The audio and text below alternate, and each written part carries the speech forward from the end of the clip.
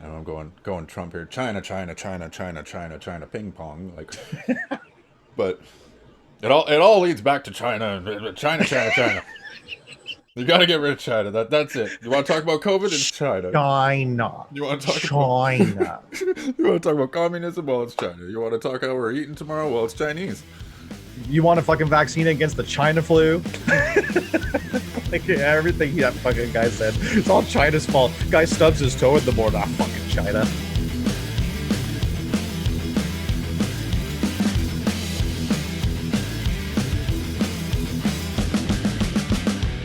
Welcome everyone to another episode of the Canadian Talkin Shop podcast. My name is Stu Francis, and joining me each and every week, as always, he goes by a new name now. You might have remembered him as Mike Berikoff, but welcoming as the co-host to Canadian Talkin Shop is Brad. What's going on, Brad? Birikoff. That's even better. It would, I guess it would have to be Brad Barikoff, but yeah. I hear You can't have that though. one of the fans thought it was Brad. Yeah, one of the fans did think that you were a Brad, and because you have a Brad so close in relation to you, we had to switch up your last name a little bit as well. Otherwise, copyright infringement, right? Yeah, he actually used to be a basketball player. I don't know if he still does because we're not in much contact, but he did. He did play in UBC a long time ago. He was a basketball player. I'm kind of a short person, and I looked up to him because he's really tall, unlike myself, and and he actually played a lot of basketball, which was really cool. So he's taller than you. Oh, most definitely. Most definitely. Okay, so through all your bullshit, you're like 6'7". So how fucking tall is this guy? 6'10", 6'11", 7 feet? I don't know if you're talking in a different in a different metric, but he's about 6'10" from what I remember. A different metric? What the fuck are you talking about? Well, because that's not how tall I am. You're around six. You're 6'6", 6'7", are you not? Not in feet. No, no, no. Oh, okay. Okay. So you're just being dumb. Excellent. This is a great start. Great start. So you want to keep the mystery alive then, because people hear your voice and they go, Mountain Man. This guy's a mountain man. Everyone Mountain always man. asks me, how tall is Mike? It's like the ongoing thing all the time. Oh, And oh, yeah, okay. Mountain Brad. Mountain Brad. Yeah. Mountain Brad. So you're now Mountain Brad. So you want to Mountain keep the Dew. mystique alive. I see. Okay, Kyle. Settle down there with Mountain Dew and monster drinks. Any drywall around? Fucking look out. This guy's going to pop a couple in there. Anyhow, so I hear BC's a little bit on fire right now. Is that what's going on? Is that what I'm hearing? Is that what I'm reading? I haven't seen smoke yet, and I know that might sound funny, but usually there's a smoke cloud that kind of comes over when there's smoke on the eastern side of BC. And from what I heard, there was some going on in Kamloops, but I'm not too up to date on the fire thing. There was that the crane that fell that those people that the people passed away on in Kamloops. I seen that in the Was news. that in Kamloops or was that in Kelowna? Kelowna, yeah, because I'm one of those guys and like get Kelowna and Kamloops mixed up actually quite often. No, that's okay. It happened. I mean, I have family that lives in Kelowna. I've spent a lot of time Okay, in yeah. Kelowna, so I get it. I've done it millions of times too. I'll be like, yeah, my grandparents, they live in Kamloops. And I'm like, no, no, no, not Kamloops, Kelowna. But yeah, no, that was really tragic what happened with that crane falling and killing some construction workers there. But the reason why I brought up the fires, not to be non-sympathetic to the Oh situation we were no. just last talking about, but the fires, we have actually fires going on in northern Ontario that has brought quite a bit of smoke down this way in southern Ontario. So today was one of those days where, because I know what it's like out in BC during the fires, the smoke just blankets communities, and it's weird being in Ontario and looking outside and going, it's awfully hazy out, but not like normal. And then you realize when, because I don't really pay attention closely to news sources, but every so often, because I use Microsoft Edge as my browser. Yeah, whatever. I use Edge. So what? It's all the same to me. All you fucking Chrome people. But with Microsoft Edge, So let's when try you this click on a again. new tab, as you Edge users This is the know, first time in that Canadian it brings up the Talkin news Shop or whatever podcast for the history that day. we've had So any that's real how I get my technical news errors while sources. recording. I But as I come was across giving my them by sympathies to mistake. our It's like a friends up trip in into Northern them. Ontario, But I saw that there was a lot of I fires think going there on was in an Northern issue on my end. Ontario. I don't So, know. No one's taking shout out to blame all my here. Northern Pretty Ontario sure people. it's I used to live Brad. out in Northern Ontario But people. Hopefully, since I am the host, none I of will you take guys the that I know rap are for affected, it. and But for we're going those to that are continue affected on that where are we listening to left the off. show. Sorry about the technical difficulties. But Brad, as these technical difficulties happened, I went to click on a new tab on my archaic way of doing things here. And BC declares a provincial state of emergency due to wildfires. So if you wanted an answer to your question on what the wildfire situation's like, you're kind of in a state of emergency. They'll text me and send me spam about COVID, though they won't let me know I'm in a state of emergency on the phone. You're not allowed to be informed that there's a state of emergency unless you're vaccinated, and you have to have both shots. And we're going to get into vaccinations on this episode because that's Stu's going to fucking rant today. Let's just say that I am in no fucking mood.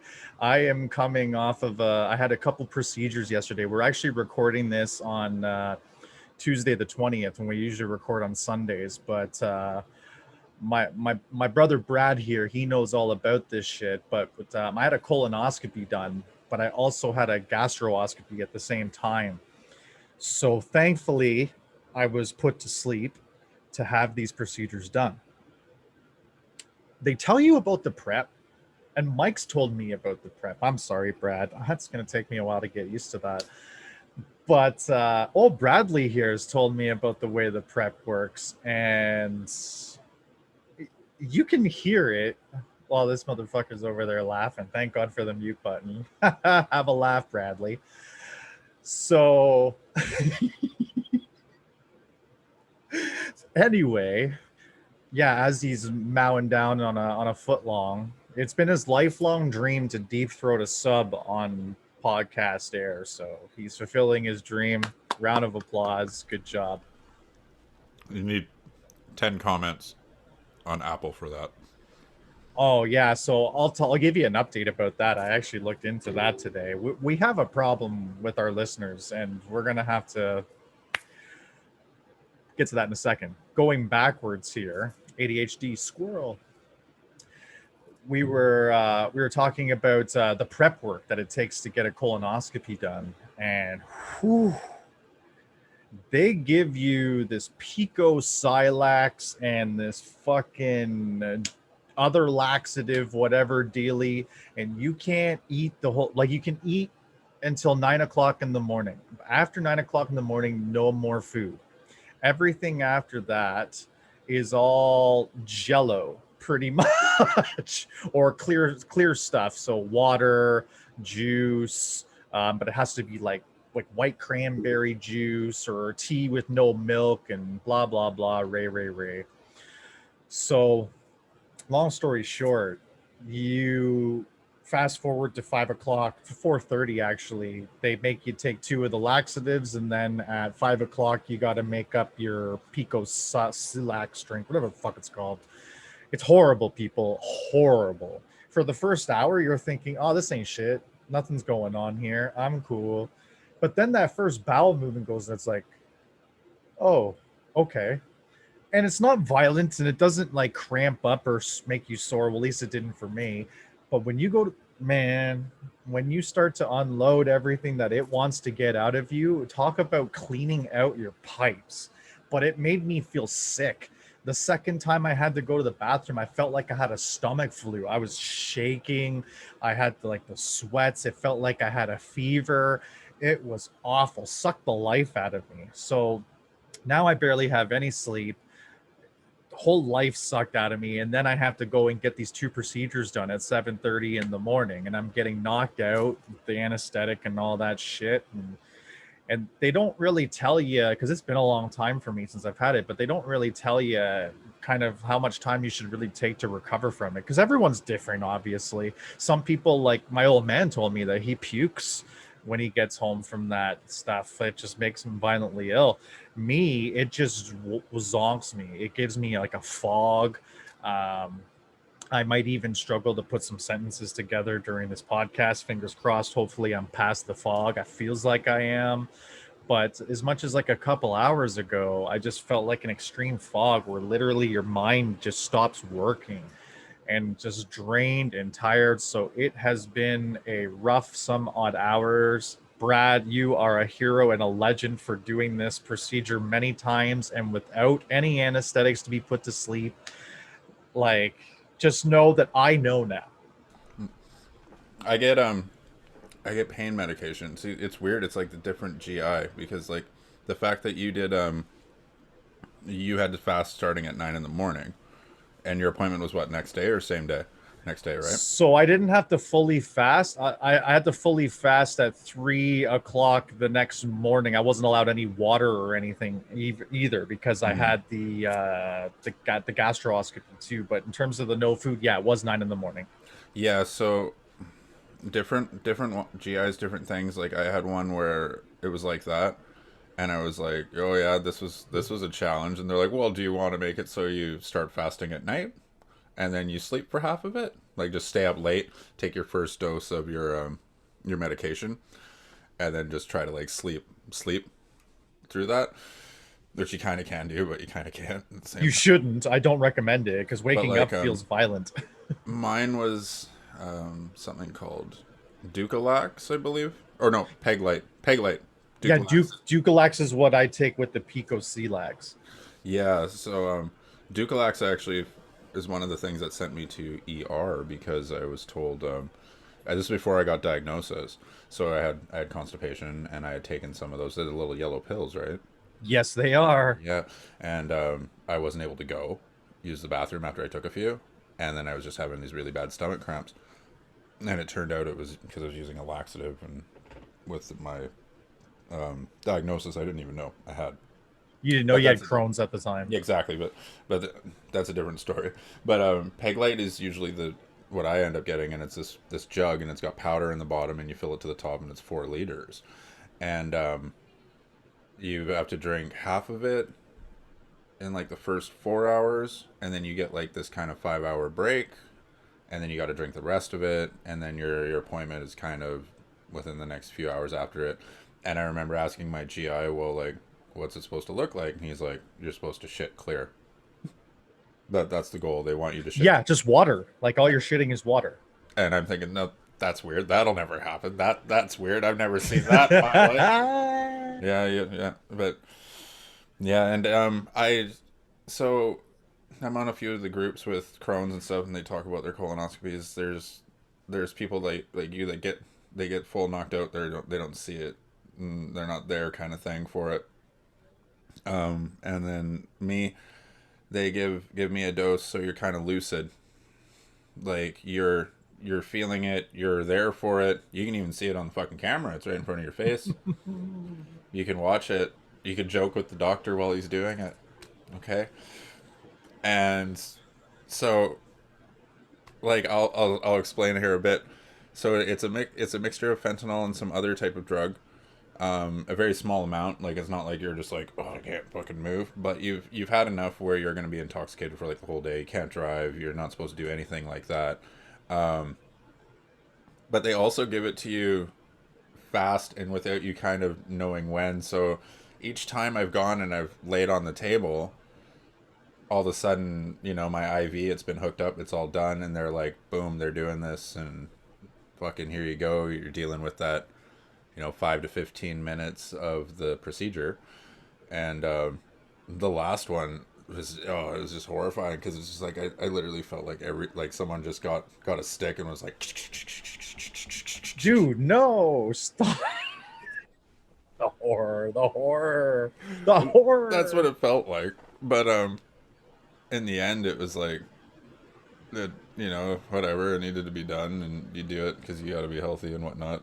I'm sure if I look at your way and I'm like, fuck, I want that. And there is other people online that actually don't have any medication. They're neither like you or me. So if you're pregnant, right? Right. you can't have these medications. Oh, fuck. And if there's something like that, you've got to do it.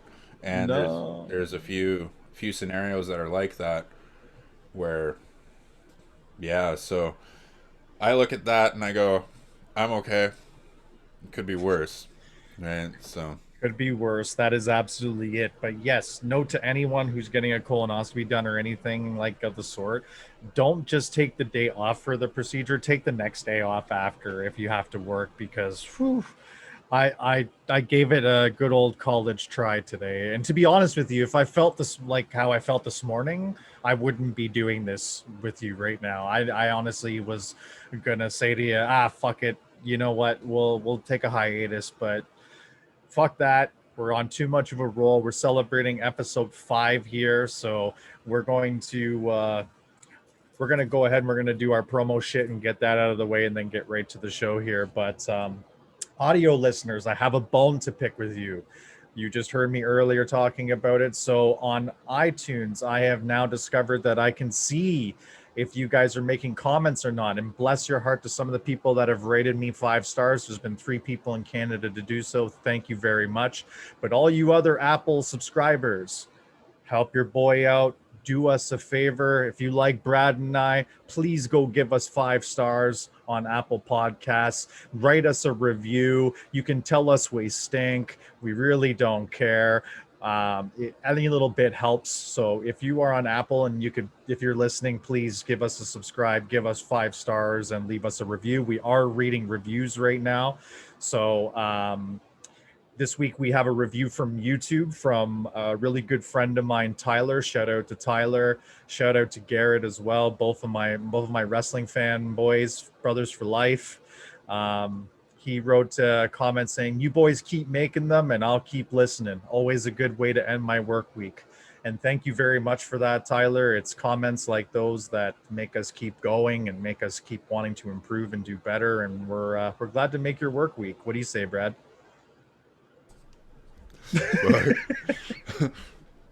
no, that's awesome. The interaction, I love that, man. Yeah, keep it up. That's great, and it's inspiring. It's just knowing that someone's out there and they're paying attention and that we're a part of their day, kind of thing. That's really cool. Yeah, it really is. It's really weird to me. And I know it shouldn't be weird to me, but it's still weird to me that people listen and they truly enjoy it. Like, we've talked a little bit about it. And I just suspect that, my friends are my friends and they're going to support me and they're going to tell me nice things. But people generally go out of their way to watch this shit and enjoy this shit. So we appreciate the hell out of you guys. And if you're listening to this, wherever you're listening to this right now, please give us a subscribe, a follow, whatever the fuck that platform asks you to do. We're on Apple Podcasts, Google a podcast, Stitcher, Spotify, you name it. We are everywhere. Search Canadian Talkin Shop podcast wherever you stream your music or podcasts, and we are there. We actually just got added to Pandora recently, so all my American friends that use Pandora, check us out on Pandora. And search Canadian Talkin Shop podcast on YouTube and check out the video version of the podcast there.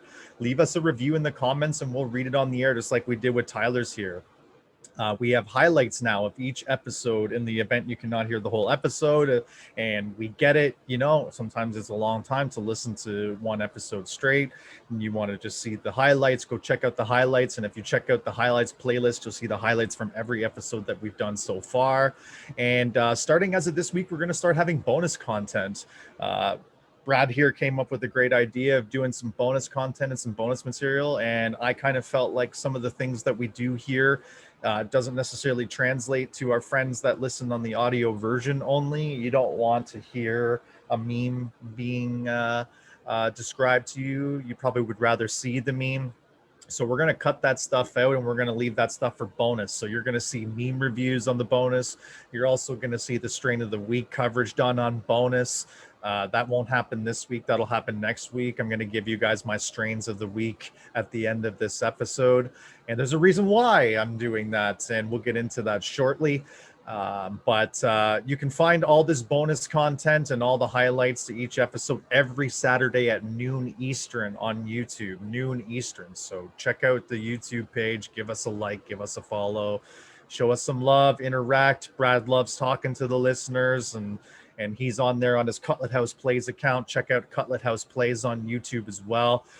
Mike, as he's known in the Cutlet House world, drops videos constantly on all things funny. Yellow Dog, Cheems, and Uncle Murphy, and the whole gang. So really funny shit. Go check it out. Also, too, check us out on the socials. Check us out at CTS_pod on Instagram. That's the account that I'm running. Check out our stories and participate and follow along. You'll also see the IGTV videos. So we release some highlights on the IGTV as well. And check us out also. It's a brand new handle, but it's at CT Shop Pod on Facebook. So CT Shop Pod on Facebook. If you search that, Mike is currently running that right now. There's going to be more content that's going to be on there. Thank you to those who participated in the standing or the sitting. It seems to be unanimous. People like to sit when they wipe. Totally cool with me. I'm the hybrid. I do a little bit of both. And trust me, I have a soft ringed toilet seat. I have to have it because of the pain that I have in my back. So like I can't sit on that motherfucker for long.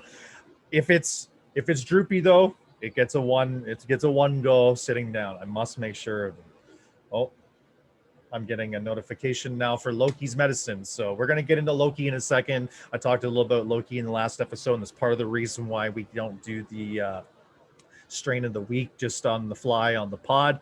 But anyway, keep checking us out on those social medias. Check us out at CTS Podcast, all one word, on Snapchat. Focus on the TikTok and the Twitter to come. We are old men. We are in our 30s, some closer to 40, Brad, than me. But I'm still at that nice comfy level of 34 where TikTok and Twitter just, I don't know, Twitter in this country isn't all that big and TikTok is a little too modern for my liking, but I will get there. Please bear with me.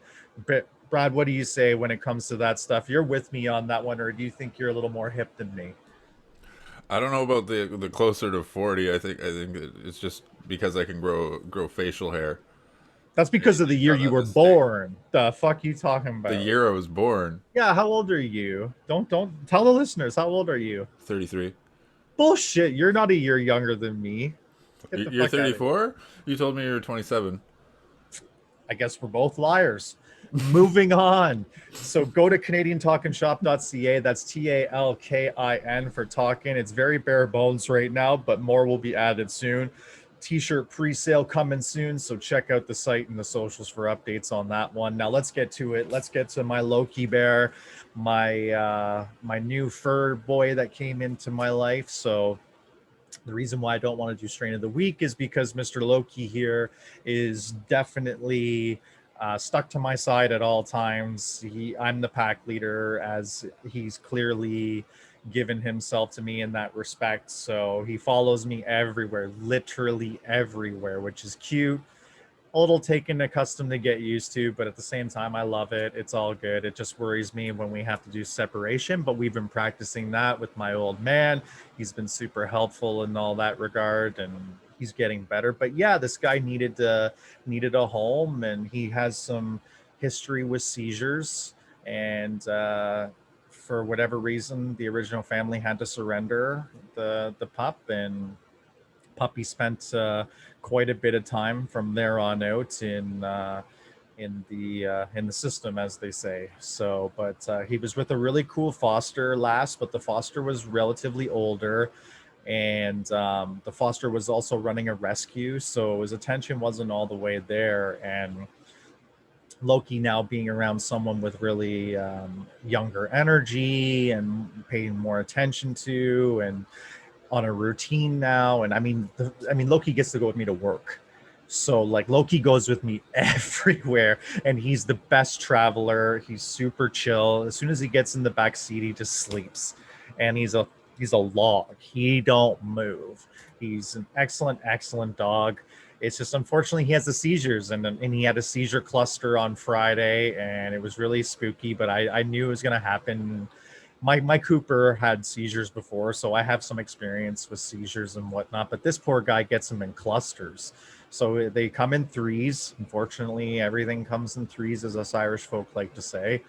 And he, in a span of an hour, had 3 pretty awful seizures, but we're on the right path, and he's laying right beside me down on the floor right now. So, but yeah, he's been a great addition to our home, and it's all due to the fact of sharing the clip on YouTube of remembering Cooper and just bearing my heart about Cooper. And it was so cathartic for me in a way that it was like a true release. Not a true release in the sense of just letting go of him, but just letting go of the pain that accompanied the loss. It was like one of my final stages that I had to meet in the grief chain, that I can proceed at that point, not necessarily proceed with a new dog, but just proceed in life.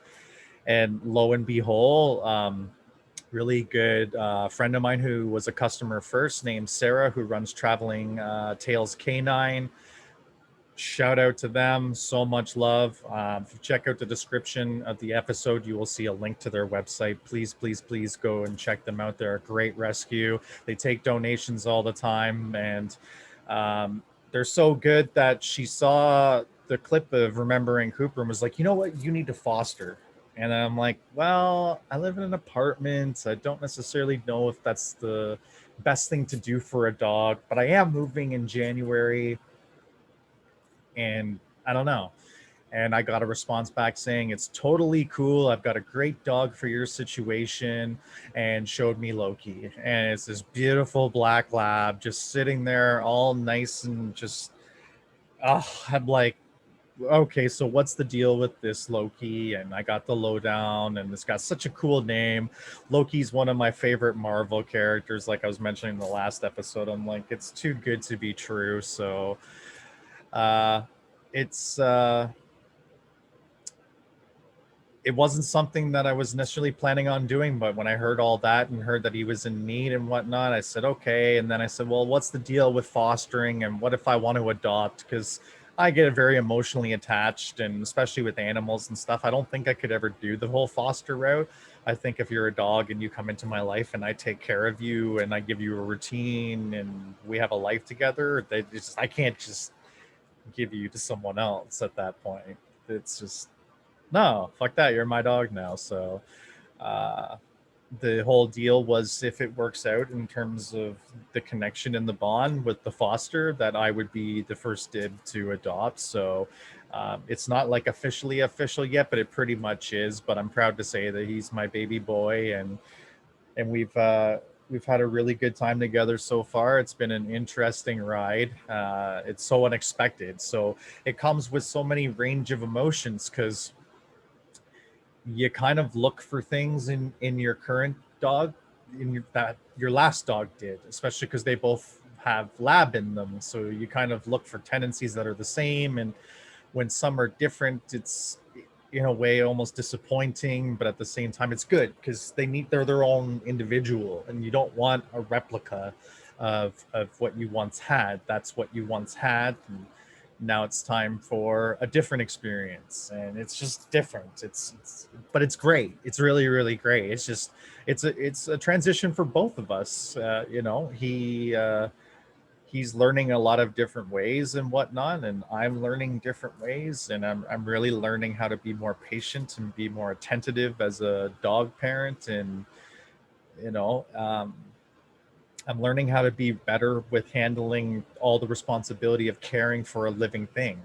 And it's a little bit of a shock for me, and that's why I never want to have kids, because it's just, I don't know, I find my anxiety and my attention deficit is just so overwhelming for me to be able to have children and have that responsibility. I think I could ease into it, but I think at first what I mean is that it would be like, I'd be a fucking nervous wreck for a really, really long time, and probably forever. And I'm sure there's parents listening to this, including yourself, that can relate to that in some way, shape, or form, right?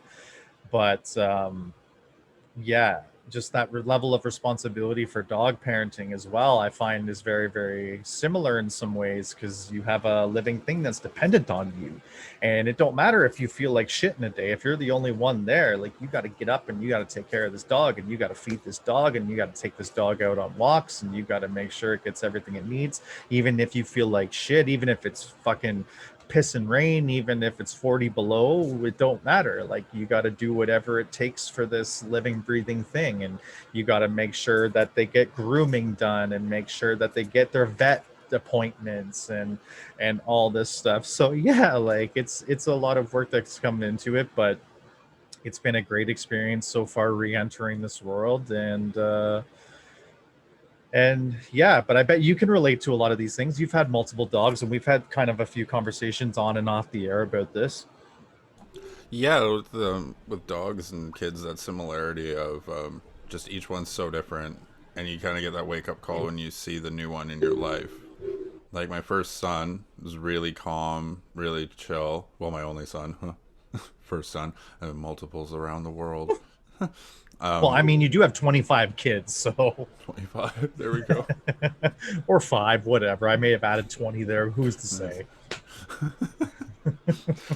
But yeah, he was really calm and baby, and then I have 4 girls.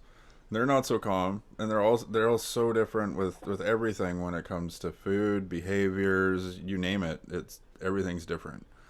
And they have a few different similarities because they're related, but everyone's got everyone is just so different. Dogs are the same, cats are the same, I'm sure, but I haven't experienced that as much. I had one cool cat in my life, and that was it. It didn't shit on my floor.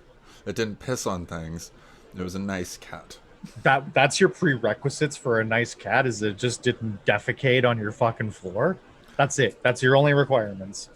That and just because fuck, man, like everyone's fucking cat just seems to just do that all willy-nilly. What sort of fucking cats are you hanging out with, bro? I know lots of cat owners, and they just don't go and piss and shit where they please. They do that in the litter box. The cats of BC, be afraid. It's a whole other world out there, I swear to God. Where they have regulations, piss and shit everywhere. They have regulations here that they're gonna put down on cats being outside in Nanaimo. Some fucking bylaw, like they're gonna fine people for their cats being outside, but the cat's gonna tell them who the fucking owner is. Yeah, like, hey bud, I live over there with Jim, 255. Go see him and give the fine. Like, are you gonna go around and scan the fucking animal to see if they're microchipped and see who they belong to? That's more money than what you're gonna get on the fines. Yeah, Nanaimo's a whole story about just money just going all willy-nilly. But it'll get me started on the bike lanes. We'll talk about that next week. I'll make a segment about it. It's just... Fair enough. I like that. You have me intrigued for next week now. You've given me another purpose to step up to the plate again this Sunday. But I like that because I really want to know. But I'm going to do this thing where I allow things to just be organic and not at the spur of the moment. But anyway, so that's what's up with Loki. What do you got going on with Cutlet House right now? Do you got anything cooking? Right now, I'm just making the odd meme, and I've been kind of sharing other people in the dog world stuff on my Facebook. There's a guy named Owl Dodge that had some really cool stuff, and then there's like a cyberpunk Cheems who just made like a few different videos of Cheems in a cyberpunk setting. And yeah, I've just been kind of chilling. I pulled my back out a little while ago. Don't know how, but maybe it's that getting close to 40 thing. But yeah, what the hell did it call it? It's like the sciatic nerve. So I'm quite sure that that's what it is, because it's all the way from heel to back.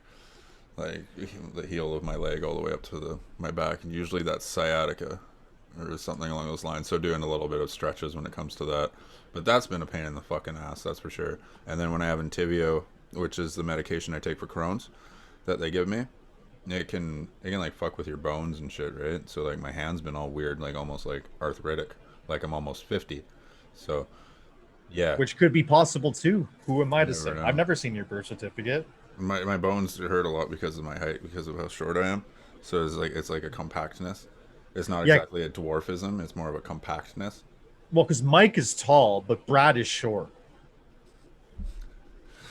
Was that the angle that you were going off here, Bradley? Yeah, cough into the mic, you fucking prick. Nice. Myself and all the listeners, thank you for that, by the way. Don't you even think you're going to edit that out either? Fuck, this fucking Bradley thing. It was funny at first, everybody, but now it's... Yeah.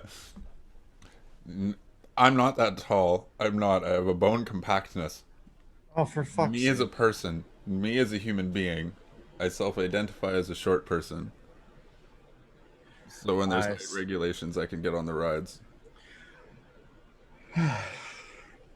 Well, you know, Mike, maybe your back and your sciatica wouldn't hurt so much if you weren't being so lazy and plagiarizing other people's work on your Cutlet House page. So there you have it, folks. If you want to see some plagiarized work and you want to see a lazy fuck do his thing, go to Cutlet House on Facebook. Not really though. There's a lot of cool shit on his Facebook. There's a lot of cool shit on his YouTube too. Check it out. Uh, he used to do a thing called Murphy Mondays, and it's a pretty cool story. Check it out. Murphy went to Korea recently. That's pretty funny too. So, but yeah, shout out to all the other creators that are helping Mike continue on by reposting your shit. Seg one? You think we should seg one? Do you think we should be going to seg one? No. I think you misunderstood. I'm posting their stuff I know you are. to like help them. Oh, help them because you're helping them now. You're not helping yourself by being No. lazy and not coming up with your own OC. Ugh. So you're taking their shit, but I'm helping them. There's I'm a putting share them button. on. There's a share button. Oh, there's a share button. I follow Zuck's guidelines and standards. No, you don't. You're living proof of one of us people that don't follow the Zuck lines. That's why I don't really have much of a Facebook presence because I've fucked around too many times with that goddamn Zuckerberg. Don't even get me started on him because if I start cussing him out, YouTube might take it down. So let's get to something else that can be taken down from YouTube if they hear it. This is a roll of the dice moment here, but we're going to talk about some vaccines. We touched on it earlier, making a joke about the need to be fully vaccinated and whatnot. So I ask you this. I'm going to start it off this way. Vaxxed or non-vaxxed? Which one are you? Don't answer that. I'm going to let you tell me if you want to tell me. But I'm saying this because here's where I'm going to start ranting. My pet peeve right now is whether people are asking you if you're vaccinated or you're not vaccinated. Because you know what the answer to that question is? None of your fucking business. It's not your concern. It is not your place to ask me about my own personal health and the choices that I make with my body. Don't fucking ask people. And if you do ask people and you make them feel uncomfortable for selecting no and being non-vaccinated, again, I'm going to say this. There seems to be a theme here. I think we should do asshole of the week or something because I keep bringing up these different type of people that exist out in the universe right now who are real assholes about certain things. And there's a lot of people out there that are assholes to people who are not being vaccinated, and they push their beliefs on why they should be vaccinated onto that person, which is bullshit. Did you know that some people can't get the vaccine even if they wanted it? There's a little thing called allergies. There's a little thing called not being able to handle it because their immune system is so weak. The fuck is wrong with you? Don't ask people about that shit and don't judge people about that shit. And what's really pissing me off right now is the government, and they've been in stages on this, and we're going to get into COVID at some point, and we're going to discuss our thoughts about COVID. I'm going to put it out there. I don't care whether people agree with me or disagree with me, whatever. I'm going to put my opinion out there on COVID at some point, and we'll talk about it then, but we'll stick to the course with vaccines at the moment. Because if you're judging someone that can't do that stuff on a level that the media has been doing, and that's by suggesting that you're not going to be able to do X, Y, and Z if you don't get vaccinated. And that whole fear mongering tactic of scaring people into getting the needle because of the fear of being excluded from society, man, that is such bullshit. Because I'll tell you right now, I'm not fucking vaccinated. I don't plan on getting vaccinated. I don't want to be vaccinated. I don't get the flu shot every year. I'm 34 years old. I'm in really good health. I mean, I just told you guys I got a colonoscopy and all that shit that I'm supposed to do at this age, and they didn't find shit.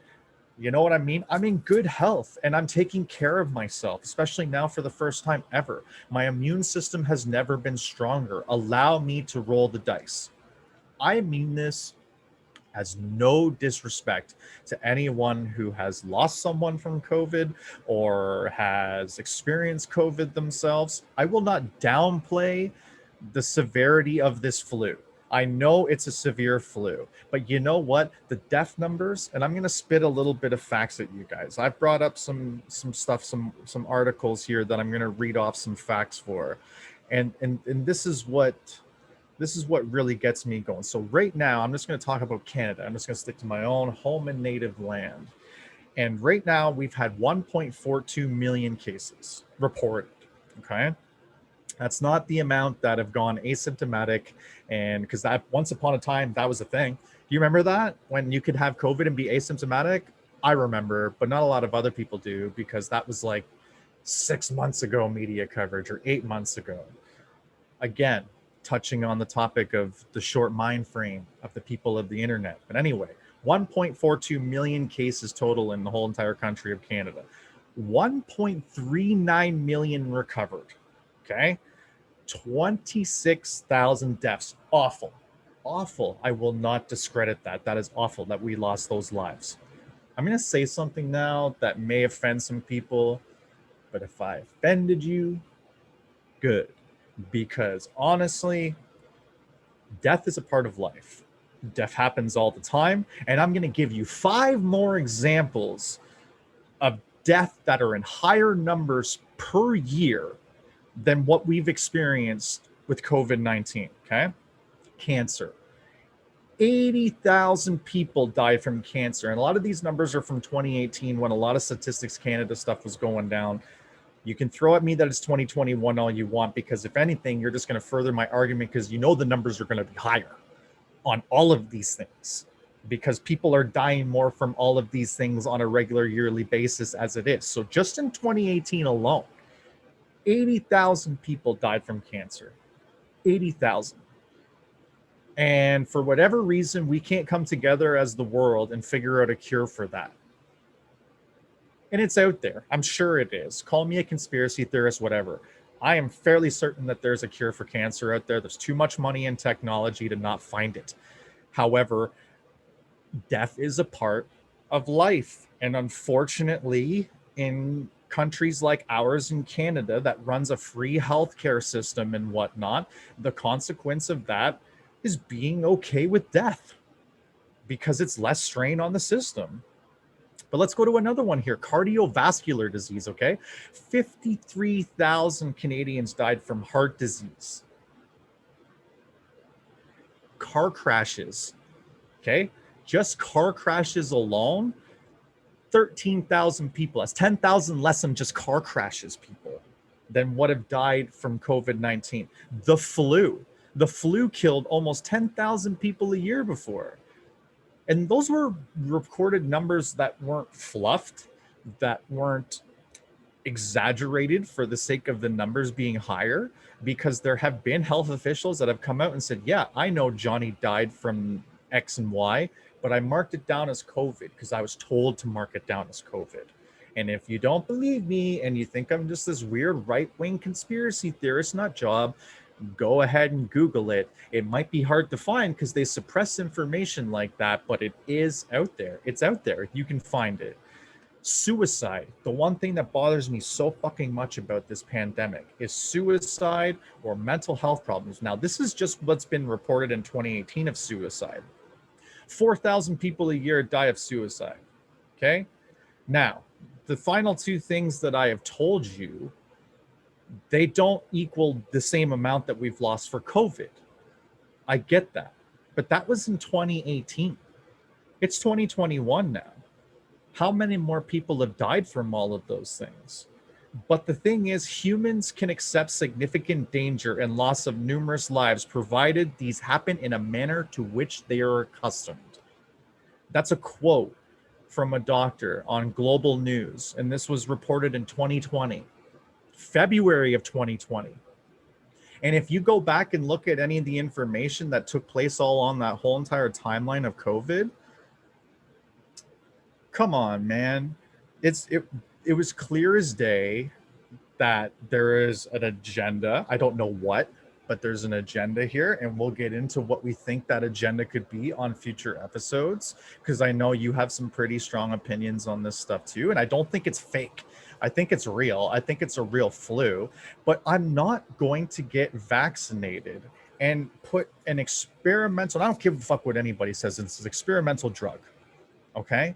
It's an experimental drug. It hasn't been out long enough. We don't know what the long-term side effects are. Is that not a concern for people?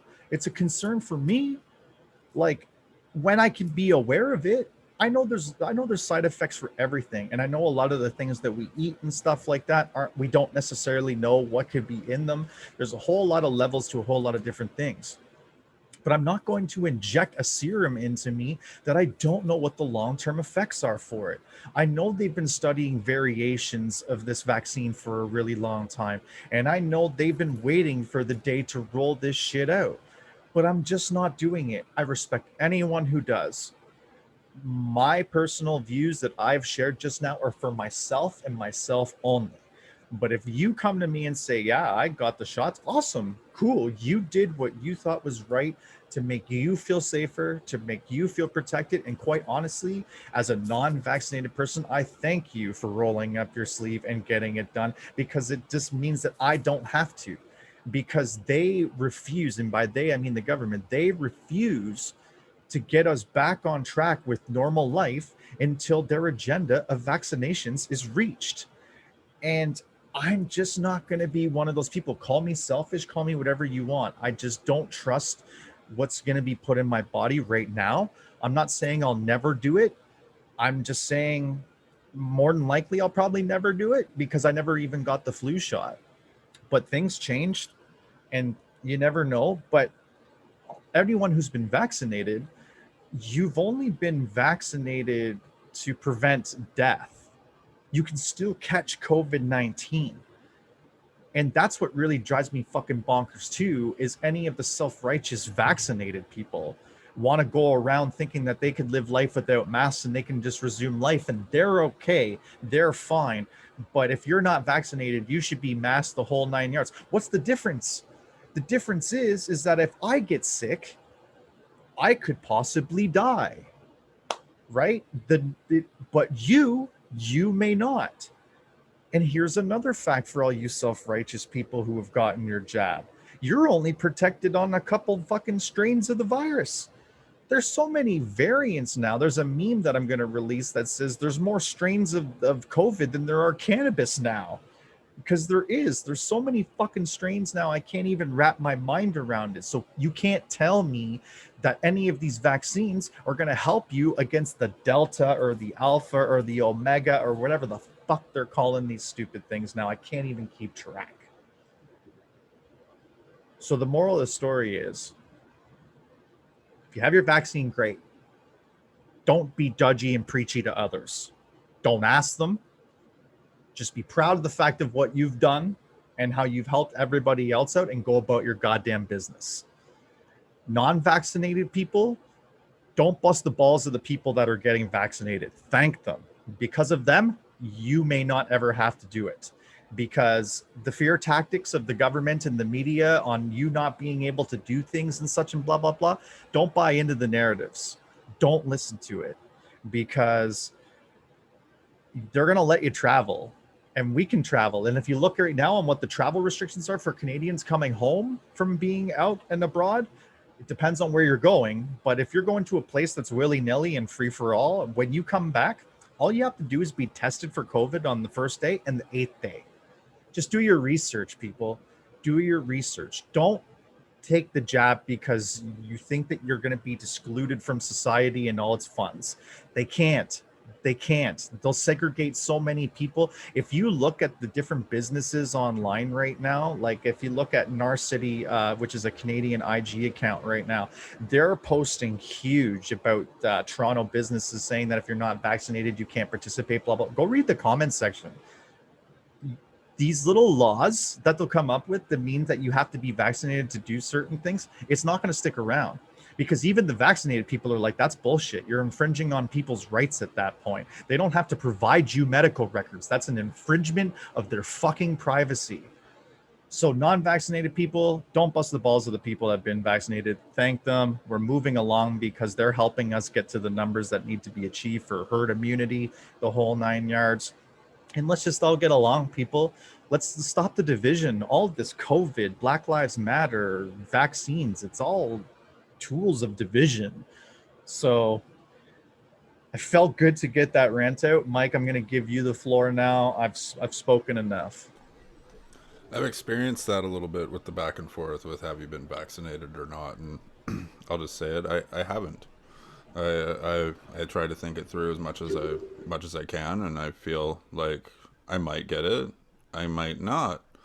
And what's the problem with me having that choice? The same choice I was able to have with the flu shot, which I think I may have gotten twice, and once because I had gotten really sick the 1 year, and I didn't want to get that fucking sick again. So I was like, I'm gonna see and get a flu shot. I was working at a recycling plant, so I deal with a lot of fucking trash coming down the main line and things like that. And people throw away their bathroom garbage on the line and shit too, right? So you got a mask or whatnot, but you're sorting through this all fucking day. This was like years back, probably about 10 years ago, and so I got it then, and maybe the year after, and then I stopped. But I mean, you have a choice whether you want to get that. I feel like the COVID vaccination should stick with the same thing. And just the way that everything unfolded, it just seems really shifty. I look back at SARS and how that was and how our country stood up and we're like, Toronto's safe. They had the concert with the Rolling Stones and fucking Justin Timberlake and pelting him with water bottles, bless his fucking heart. Yeah, I remember that. It was great. I remember that too. But I was supposed to go to that show actually, but I never did. Story for another day.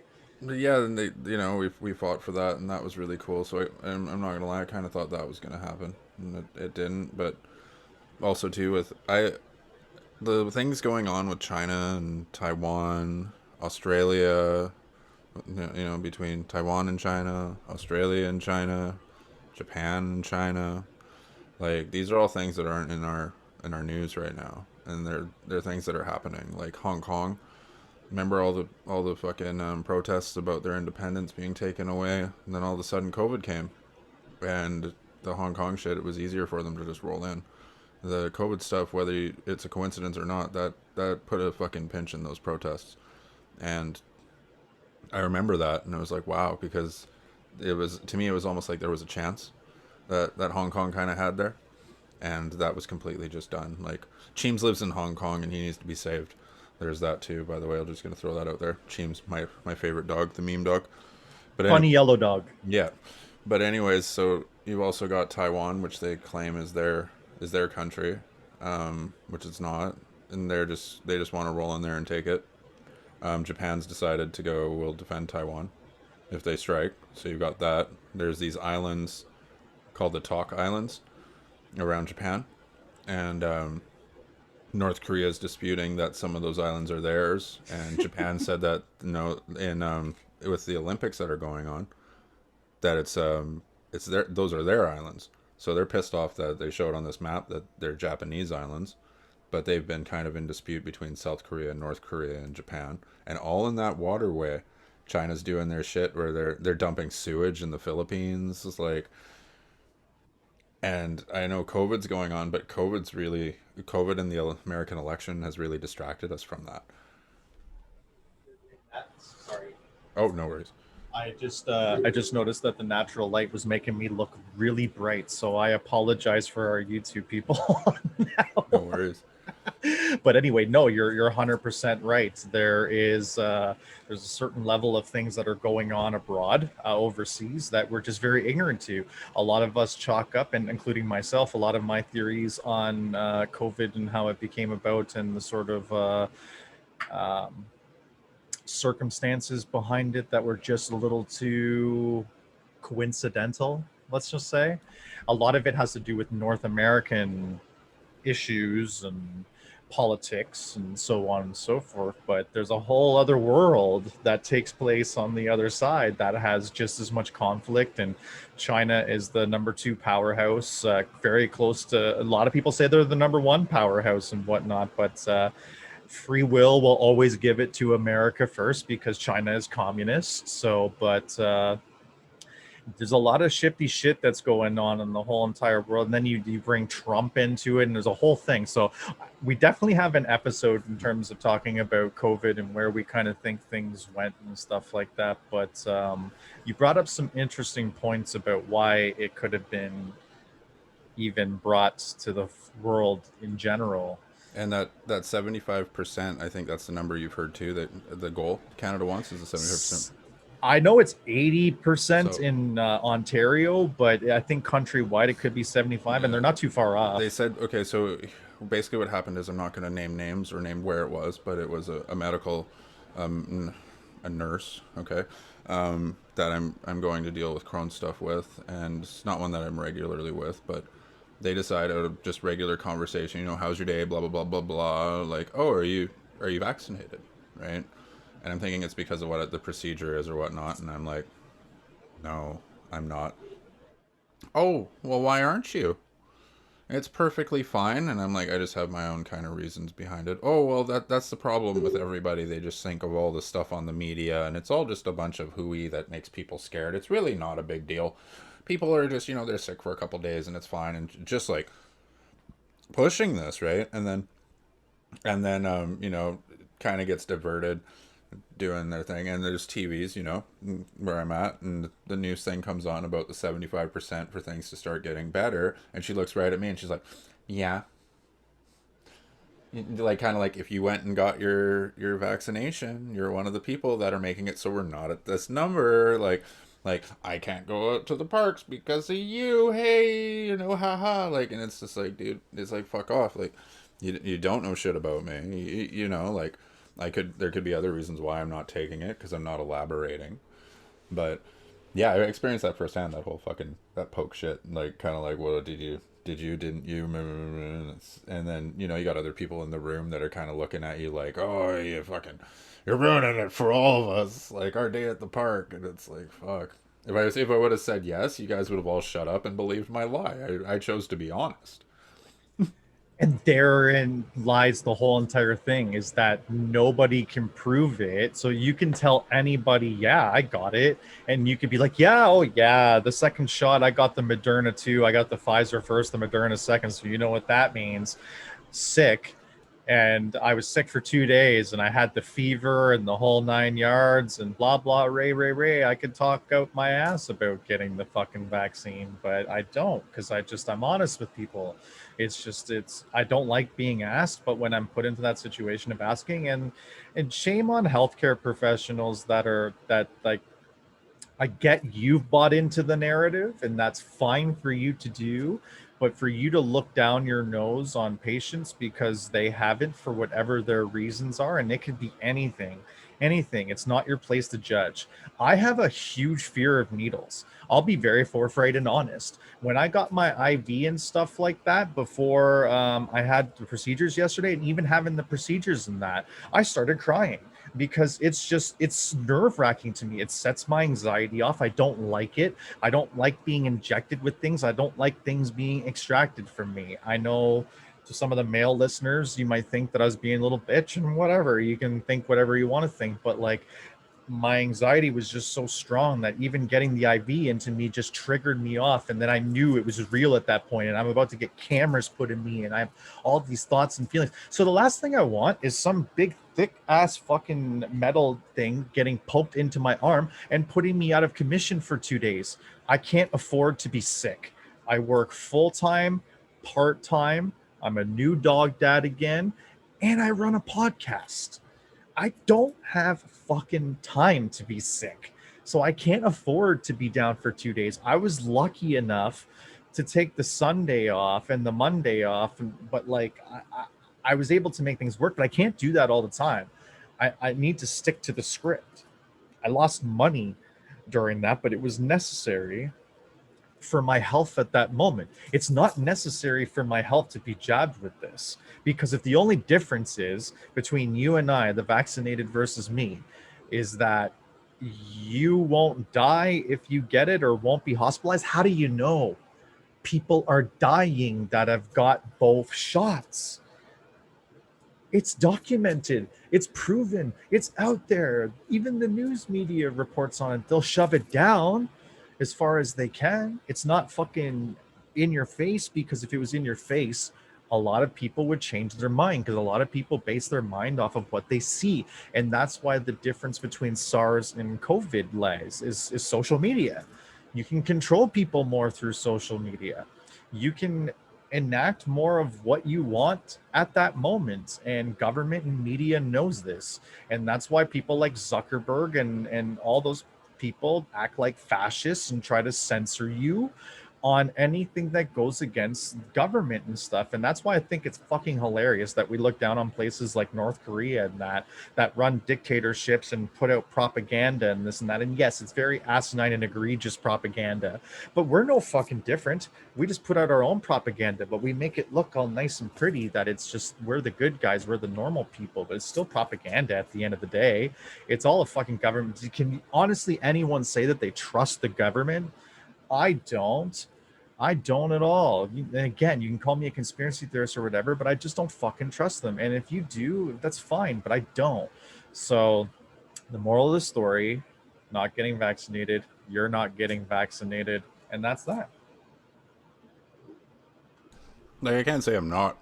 Well, at the moment, as we stand right here at the moment. Yeah, like I'm not vaccinated, and it's funny you mentioned that about the needles and stuff. Me, like when I'm getting blood taken, I can't look. I had one occasion where I almost fainted, and so now I just don't look. You can't. And even when they're having some conversation, I'm almost rude like to them, where it's just like I'm looking away for whatever reason. Like I remember my son had to get his blood taken a little while back, and the nurse is all trying to talk. It's okay, and he's not really like scared, but he's not liking it, and he's a little frightened, right?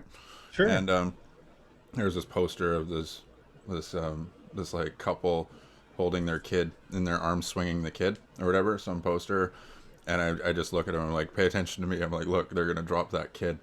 And he's like, what? I'm like, look, they're gonna drop that kid. And it's just a picture of them holding the kid in the air, right? Like, and so I'm like, just imagine it, they're gonna drop the kid. What crappy parents, eh? And he's like, because he's 10, right?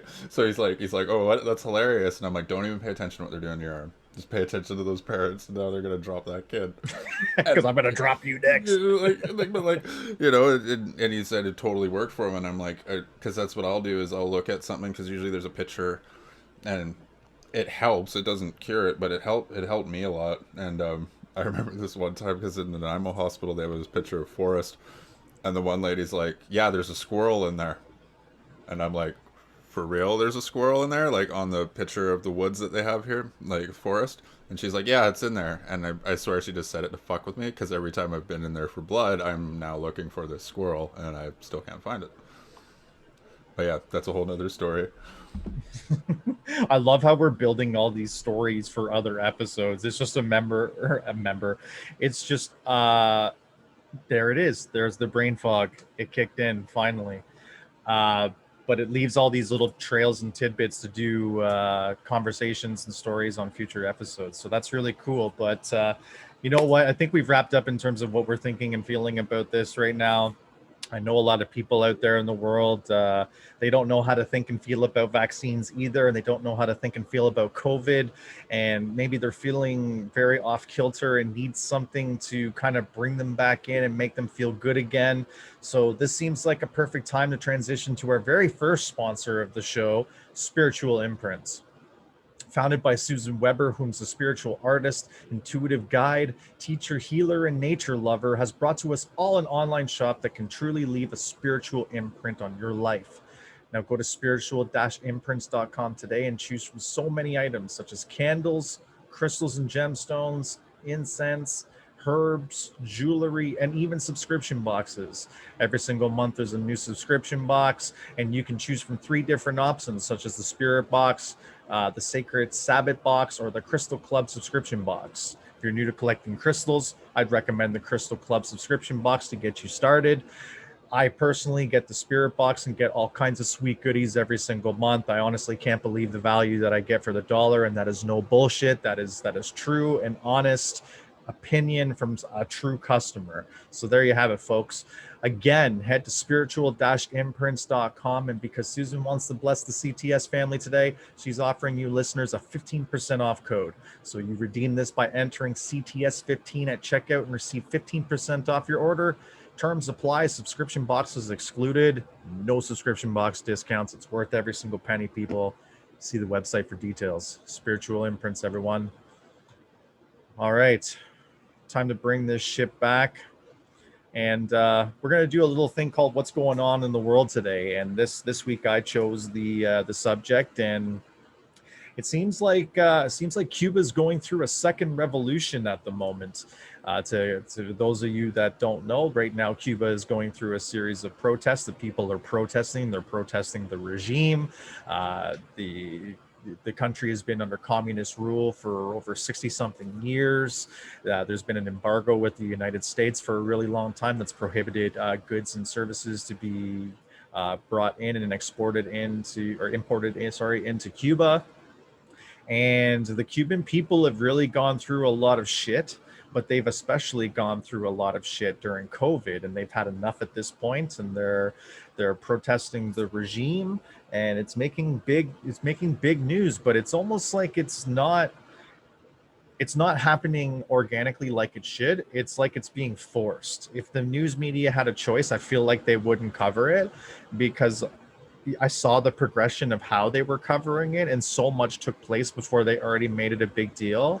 And it doesn't seem like the rest of the world is too concerned about what's going on in Cuba. Now, I know you've done some reading and whatnot. What's kind of some of your thoughts that are going on about what's going on in Cuba? This reminds me kind of like what happened in Venezuela. Like, I don't know if you remember that. I do. Yep. They were having the I believe it was the inflation and everything, where their dollar was just worth nothing, but they had to spend tons of money. This one guy I've seen on YouTube who travels to these places, it's like there's a McDonald's there, and they're charging more for fries that are imported than ones that are actually from the country, and like all these different restrictions that they have. Because like Venezuela, I remember following that fairly deeply, and because everyone was saying, communism is so good. It's kind of the same thing with Cuba here. Everyone around is going, communism is great. We need communism, and here's a bad example of it. And no one's paying attention to that. Like, the joke kind of online is like, where are you, Bernie Sanders? Here's your communist utopia, and everything's falling apart. Like the same thing with Venezuela. Like, why isn't everyone being like, yeah, communism works, when it's a perfect example as to why it doesn't. Like, they were you'd see things in the media where there were people in markets selling spoiled meat because no one could fucking eat anything, and so they were buying rotten meat. And then the president attacks, saying that this is all fake, this is all bullshit, what they're saying in the media, it's not true. And you see him at the Salt Bay guy's restaurant eating there, and that infuriated a lot of people in the country. Like, our president's going and eating at these 5-star restaurants that cost tons of taxpayers' money, meanwhile we're all starving, right? Like, it seems to be very similar to that event. Like, it's just happening again. And the same thing with the suppression. You've got to find the stories, and now they're doing the things where they're locking down the internet so people can't get their stories out, which happens all around the world when these type of things happen. They'll start suppressing media, and that's when you kind of got to reach out to the places like Twitter. Facebook sometimes, yes, but I noticed Twitter was really having a good in on there. Same with like when everything was going on in Syria, people in Syria were able to use Twitter to get kind of their stories out. Same with in Israel and with the Palestinian conflicts. Like, the shit that's happening on the streets, you can kind of get it out there, and if you're quick enough to catch it before it comes down, you'll find out what's really going on there. Like, YouTube, they'll take down the videos because there's violence or whatever. But yeah, it's kind of mind opening to these people that go, communist is great. It's like, well, here's a example of a failure of it. I think it's good on paper, but when it comes to the realistic, like, our human nature, there's to trust someone with that much power, it's going to get abused. because you're right. There is a lot of pro-communist people, socialists, whatever you want to call them, that really lean towards wanting to apply these principles. A lot of liberals, a lot of left-wing individuals want a communist regime or society type deal. And you're right. It really goes to show you. And now I have a question for you. Do you feel like, because most media is liberal media, I'd have to say, between CNN and in this country, CBC and whatnot, the predominant news sources from these main countries in North America come from very liberal news sources. Would you say that they don't want to report on it so much because they don't want to show that communism doesn't work? Almost like they're afraid to show that because they want to inch, because there's a lot of people out there that will claim that North America is trying to go more in a socialist type society. This is kind of where I bring up China. So I feel like China's influence is pretty heavy when it comes into our media. And if In China's, what regard? well, their influence kind of like when it comes to communism. Like, you look at Justin Trudeau, some of the alliances he's made. You know, he said in the past, you know, China's great, and you know their morals or whatnot, and how they even had people training Chinese soldiers here in Canada. They're there for a little bit. There's the Chinese that own parts of media as well. I don't know which parts they are, but I have heard about this. And same with the one I learned recently is shipping yards. And Chinese owned shipping yards in foreign countries, which have connections to the CCP, the Chinese Communist Party. But I guess what I'm getting at is if communism is fairly easy to get everyone on board with, if China does do some kind of takeover where, you know, they want people of the country to be on board with siding with China, there's their So you think China is trying to take over us? if the opportunity was there, they totally would. And I believe that things are slowly moving towards a war when there, because like I'm going to bring it up again, the you just look at everything that's going on that coast, and our allies are under attack, like Australia, Japan, Taiwan. It's just waiting to happen. And there's also a narrative out there where they'll say, well, Taiwan isn't worth fighting for, even though they're our ally. China's just going to take it and it should be fine. This is China's business, not ours. And the reason that is because that there is a chance of a major conflict there. And there is a thing that I'm trying to remember his name, but you'd see it sometimes trending on Facebook where this KGB agent would say it takes about 10 to 15 years to start a plan in a country to start turning the way that people work and their morals work. So by planting, you know, the seeds of like accepting, like we're accepting everything now. Like, you know, you can be a guy going to join the women in the Olympics. You know, you can free speech is just so insanely free. I'm not saying that we shouldn't have free speech. Don't get me wrong, but there's it's almost like that everyone wants to live in a state where there's no rule, there's no clampdown, and once there's that, there's no organization. Like obesity, for example, people like how ready is our country for a fight if there was a war? And I'm talking North America, I guess, too. Like in comparison to these places like China, who have been training for, let's say, these last 10, 15 years, where their people are raised just to be ready to fight at the ready, like villagers in fucking Braveheart. You know, you got North Korea where every single one of them are trained to strap on a bomb. Every single one of them.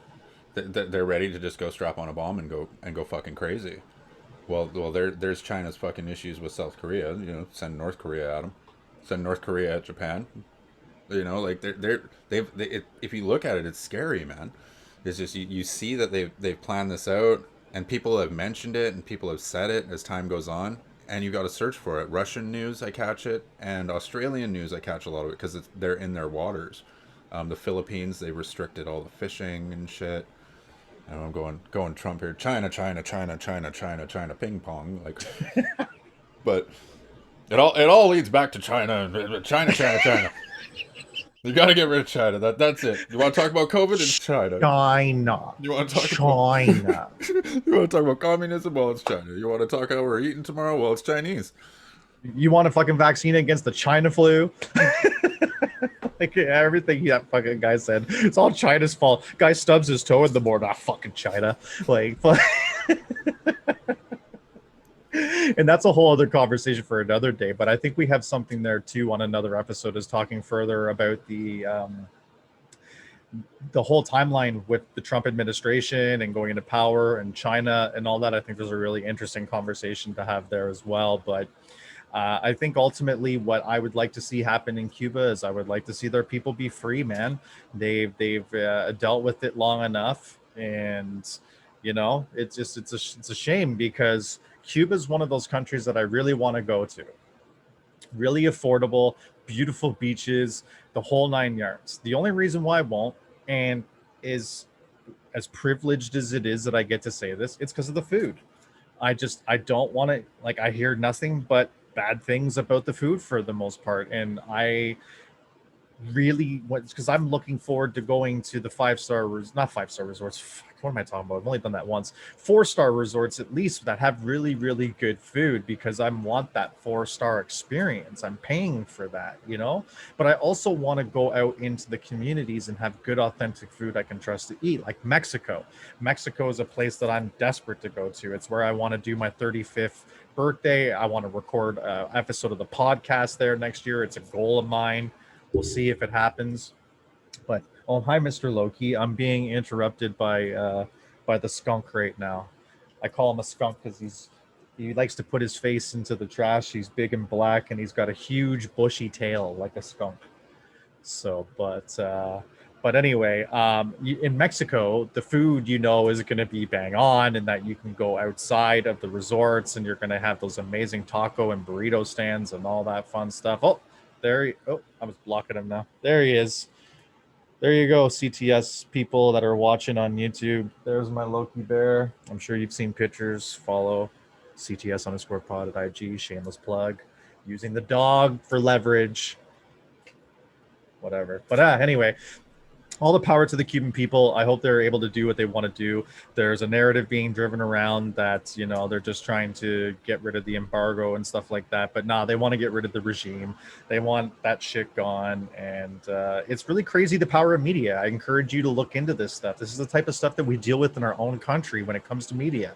You have no idea how powerful that shit is. And you have no idea if you're truly being fed the truth. But you know what, Mike? This has been a really spicy episode. Spicy, probably the spiciest episode that we've done yet. And as we've talked before, things need to change with my diet. And I can't keep eating the way that I do. But I don't want to give up sweets or great flavor in my food. So the simple solution to my problem is Essence of Spice by Epicure products.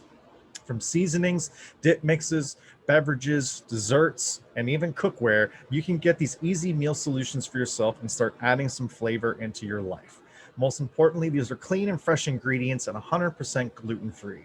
Some of the most popular items are butter chicken, Tuscan chicken burger, big burger sauce. Think healthy sauce from a popular burger at a popular burger chain. 3 onion and mac and cheese. I am personally going to be trying the Epic Desserts collection, where if you purchase the bundle with silicone tray, you can make fresh desserts even in the microwave. This is chef quality food made at home, but most importantly by you. You can get direct shipping to anywhere in Canada and even delivery in the Greater Toronto area. Contact Samantha Facilla Deuce by searching Essence of Spice on Facebook, going to her website, samanthafacilla.epicure.com, or text the word SPICE to 647-802-7264. Standard texting rates apply. Essence of Spice, folks. Go check them out. One of my best friends that runs that company sells the good shit. But we're going to be returning back to something that I really enjoyed doing, and that's the return of the best of 7. And we did a little bit of questions. Mike asked me questions about the Montreal Canadiens last time. The idea is I got to get 4 questions right out of the 7 questions that he asked me in order to win the segment. And what theme did you pick this week, Mike? This week, picked dogs. And the website I'm using, I wanted to share here with these questions, is actually called usefultrivia.com. Oh, cool. So, Shout out to usefultrivia.com. Thank you so for when helping it us. comes to these questions today and possibly in the future, yeah, that's where you can find these questions. It's a great topic, by the way. Yeah, I kind of figured it tied up with you adopting your friend there, Loki, And your and the bonus ever content. dying love of all things doggo. Oh yes, that too. And the bonus content. Yeah, The yeah. bonus content, which is actually featuring something really cool about dogs. If you go and check out the YouTube about, but I won't go too far into that. That is what they call a hook, people. Go check out our bonus content Saturday at noon. But cool. Let's All roll. right, I think I can actually do it. Oh, you think you can? I think I can. I think I can. I think I Is that can. Thomas the Trank? I think I can. The Trank Engine? Thomas the Trank Engine? That, I mean, isn't that his name? Thomas the Trank Engine? Okay. Oh, okay, so I gotta lower my stuff. Do you see here. the trivia on yours? I do see the trivia on mine. So Perfect. it's for the audio listeners, don't worry. We're gonna read off the questions. Yeah. It's just a little bonus for our YouTube folks. But anyway, have at it, question Yeah. master. And I'll start reading out here. So, first question we got here is, how many breeds of dogs are there worldwide? Would you say there's 1,600, 800, 200, or 400? My instinct tells me that 1600 is too high. 200 is too low. I'm gonna go with 400. That's funny. Those were my first two guesses that you chose. That you chose not to pick. Because I did this quiz too, and I failed miserably. Ding, ding, ding. That is the sound of success. So, according to the World Canine Organization, the FCI, there are approximately 400 recognized breeds of dogs worldwide. There is some contention, however, as to the exact number of dog breeds, as various kennel clubs recognize different breeds. In addition, all purebreds are in reality derived from mixed breed dog populations, complicating the issue further. It's just like genders. It's just so complicating. Don't even fucking start on that. No, I won't touch that one. I won't go to genders right. Well, at least not as of yet. Let me warm up to it. I just got spicy today, Mike. Let's not fucking go overboard here. Okay, number 2. What dog is known for its bluish black tongue? Would it be an American Bulldog, a Chow Chow, a Lhasa Apso, or an Afghan Hound? I'm not too familiar with many of these breeds outside of American Bulldog, and I can't recall ever seeing a bluish black tongue on an American Bulldog. So I'm gonna X out American Bulldog.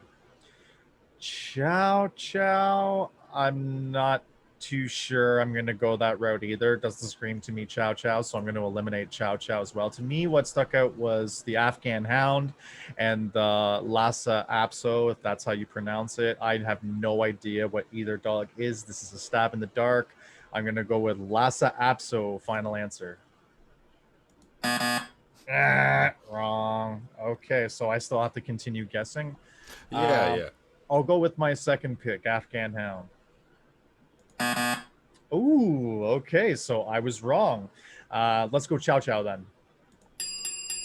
Chow Chow, yeah, because I was going to say, I've come across American Bulldogs before. I don't remember that. But as one of the oldest breeds of dogs, Chow Chows are known for their bluish black tongues and gums. They aren't born with this coloration, however. At birth, a Chow Chow's tongue and gums will be pink. By 8 weeks, however, they will take on the bluish black color. Originally from China, the Chow Chow's name, Songshi Quan, Shang-Chi Quan. Shang-Chi Quan, I'm sorry, literally translated means puffy lion dog. Interesting. Cool. Yeah, they are little puffy lion dogs. When I think about it, they do got those dark-ass tongues. Yeah, I don't know. There's something about me that said no, but okay, Quizmaster, what's the next one here? Okay, so number 3, what is the largest breed of dog? Is it a Great Dane, an English Mastiff, an Irish Wolfhound, or a Saint Bernard? Great Dane seems like the pick, but it seems just too obvious in its name. English Mastiffs are fucking huge. Yeah. I'm not familiar with Irish Wolfhounds, but Saint Bernard is going to be my pick here. Final answer, Saint Bernard. Ooh, okay. Let's go with English Mastiff then. Irish Wolfhound? Okay, so standing at an average height of approximately 34 inches, holy fuck, from withers or shoulder blade, the Irish Wolfhound is generally considered the world's tallest dog. According to legend, Irish Wolfhounds were guardians and companions of ancient Irish kings and were valued by Celtic chieftains as dogs of war. According to some sources, they were, as the name implies, originally bred to hunt wolves. They don't fuck around. They're bred to hunt wolves. In spite of their impressive height, the average weight of an Irish Wolfhound is only about 120 pounds. Only. The English Mastiff is generally considered the world's heaviest dog. So in 1999, an English Mastiff named Cal, shout out to Cal, weighed in at a whopping 286 pounds. That's 130 kilograms for our people over in the UK. According to Cal's owner, her food bill came at £200 a week. That's like $400 Canadian, man. Fuck that. What a big bastard that was. All right. Question number 4. Yeah, that's insane. That size, like, holy shit. I think you have to scroll up some. Oh, you want that one, huh? I didn't see number 4. Okay, I'm gonna give you number 4. I was being nice to you. Okay. What breed of dog was originated in the late 1800s by Captain Max von Stephanitz, who hopes to develop an all-purpose working dog? Was it a Border Collie, a German Shepherd, a Saint Bernard, or a German Spitz? Well, I mean, this one's going to be definitely a tough one no matter what. This is a stab in the dark. I'm just going to go German Shepherd. Final answer. I do know that with German Shepherds, they were originated for like a lot of different things. I didn't know if it was all purpose though, but the German Shepherd dog was originated in Germany in the late 1800s by Captain Max von a former German army captain who hoped to breed an all-purpose working dog. He created the Suchhund trial, a breed test, and any dog that failed the trial was prohibited from breeding. These strict guidelines led to the rapid development of the breed's abilities and intelligence, and the German Shepherds, you bastard moving screen, soon proved itself a superior working dog. After World War I, American soldiers, impressed by the German Shepherd's intelligence and trainability, brought the breed to the United States, where it quickly became a popular pet as well as a working dog. Today, German Shepherds are often trained as police dogs, guide dogs, guard dogs, and of course, sheepdogs. They're also known as Astations or Schäferhunds. I've definitely butchered that. I don't speak German. Question 5.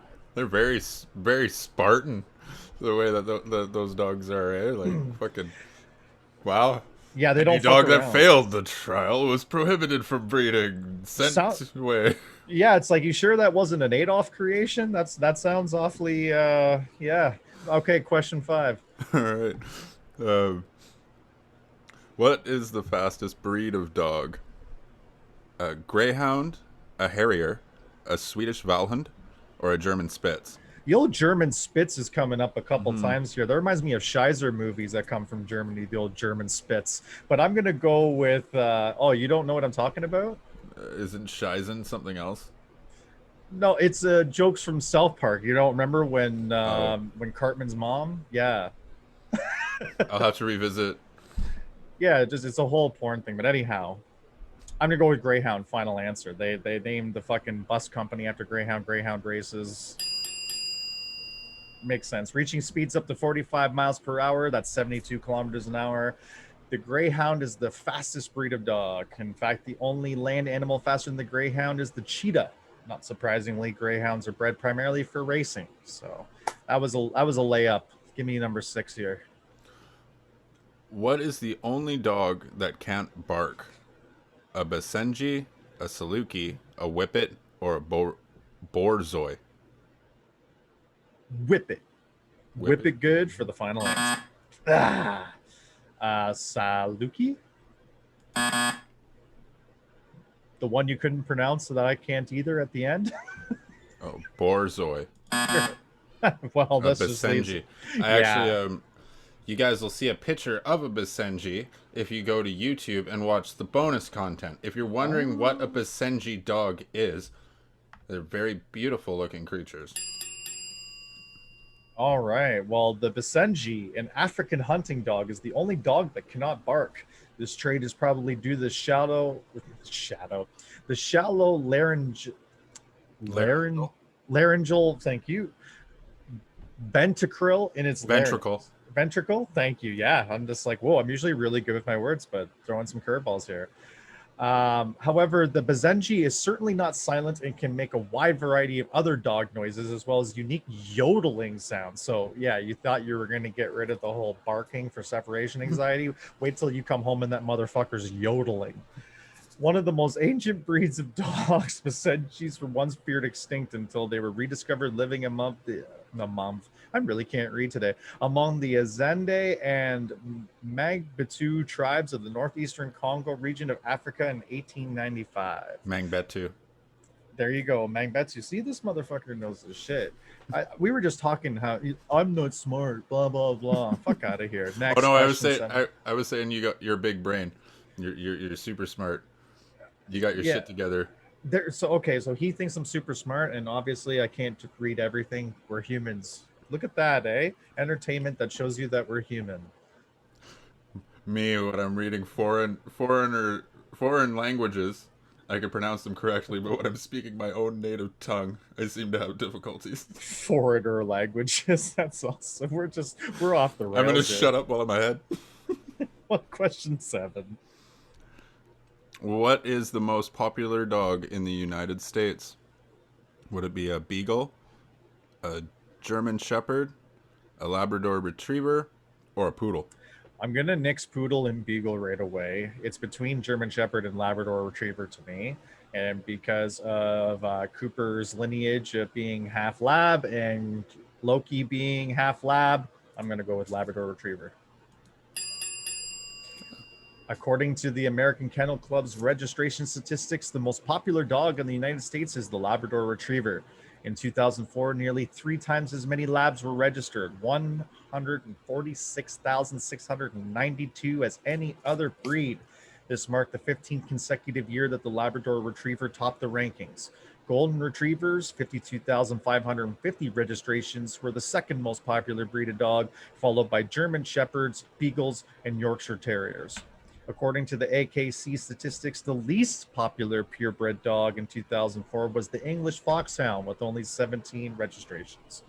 Poor English Foxhounds. All right, question 8. Oh shit! Okay, because it was best of 7. Oh, it was a best of 7. Yeah, that's right. It's a best of 7. We stopped there. It's that's good enough. Right. No more. Well, I saw 8 on there, and it's just like, oh, I've enjoyed this. Let's keep going. But we also need to get a move on this. But that was fun. Thanks, Mike. And like Mike said, a lot of this ties into some of the bonus content that we're going to be offering on YouTube. So again, we're going to drill this into you guys Saturday at noon Eastern. You can check out our bonus content and see what that one dog from Africa is all about. But since we're so on topic right now of how we pronounce things, how do you pronounce our third sponsor's name? Brymax. Brymax. Brymax, co-founded by Brittany Pierce, is a mobile beauty services company that provides professional salon or spa-like experience, but in the comfort of your own home. Brittany believes in the true and full beauty experience at a price you can afford. Brymax offers services such as teeth whitening, eyebrow lamination, lash lift, body contouring / laser lipo, and there's no invasive surgeries required. Brymax uses a specifically designed laser machine that is not harmful whatsoever. And seeing as this is a startup company, Brymax is offering 20% off through the month of July to all her new clients. But since Brittany's such a fan of the show, she wants to offer you listeners an additional 10% off. That's right, 30% off using the promo code BRYMAX30, BRIMAX30. Go to Brimax Beauty's Instagram right now and see real results. No false advertising with Brimax, only real people and real results that you'll see on their social medias. Offer available to Southern Ontario clients only. To get pricing or to book your appointment today, search Brimax Beauty on Facebook at Brimax Beauty.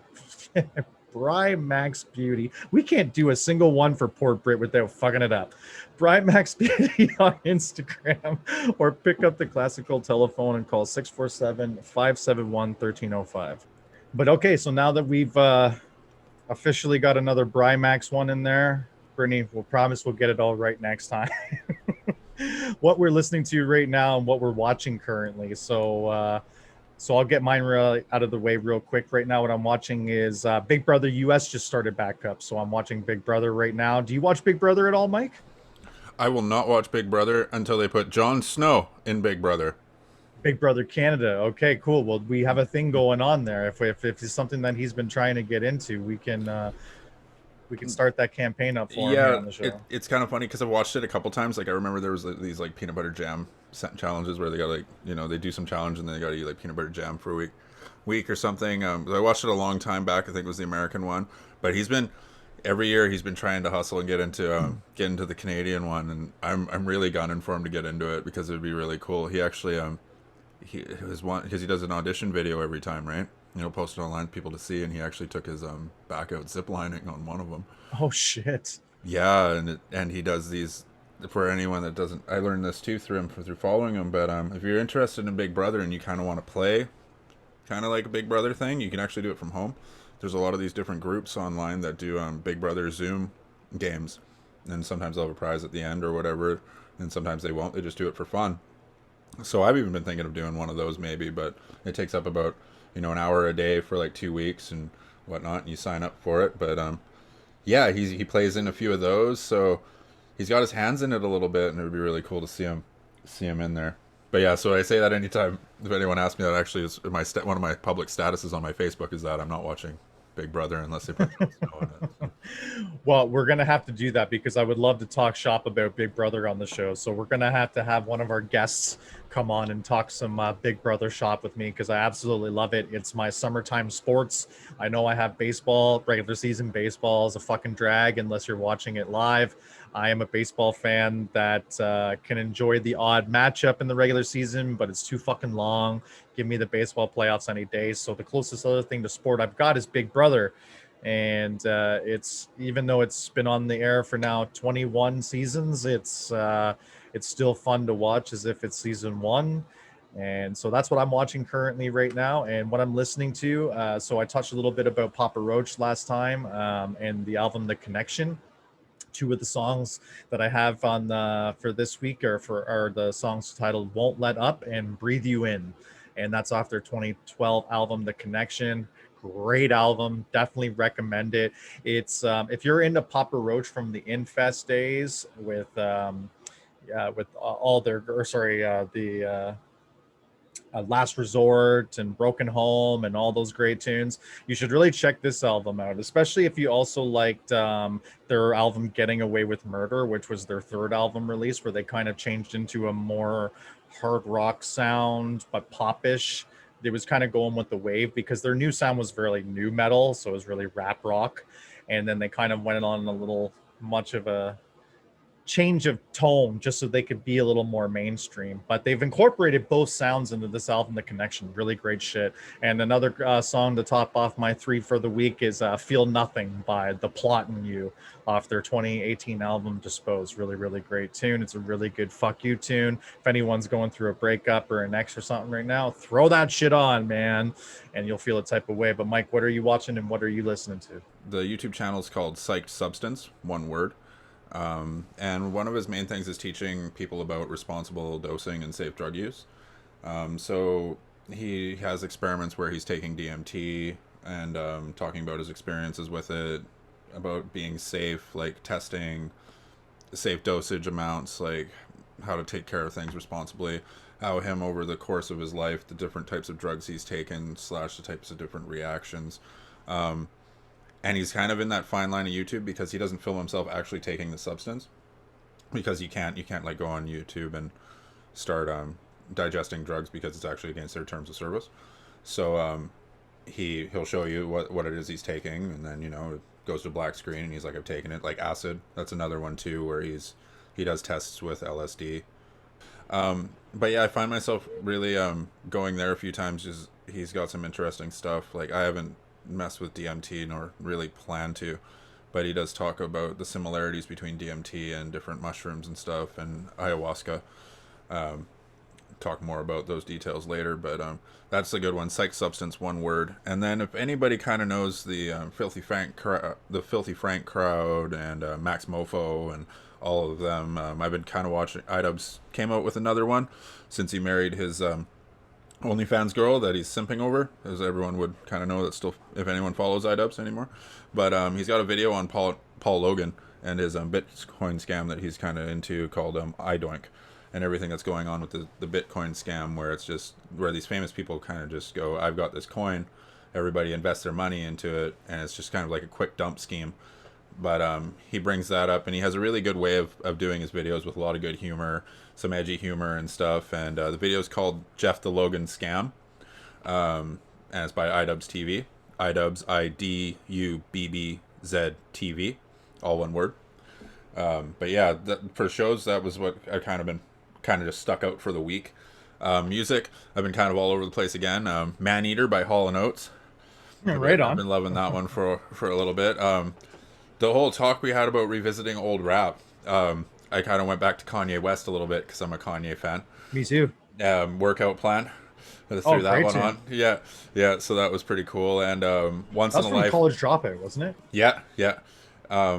Because New Registration was before College Dropout, right? No, New Registration was the second album. That was that with the Diamonds purple from one? Forever. Is this the purple one and the one with the purple cover? That's the purple cover is the graduation album, so where that it's got was the like one the bear floating off into space. Yeah, I believe it was off of that one. That was the album that went up against 50 Cent's Curtis on release day, where they were like saying who's going to release more numbers back when releasing really? numbers was a big thing. Yeah. And they had like a little tiny back and forth that day on the same day or whatever. There was no real beef, but 50, he's got to gas up everything. But yeah, that was a great album.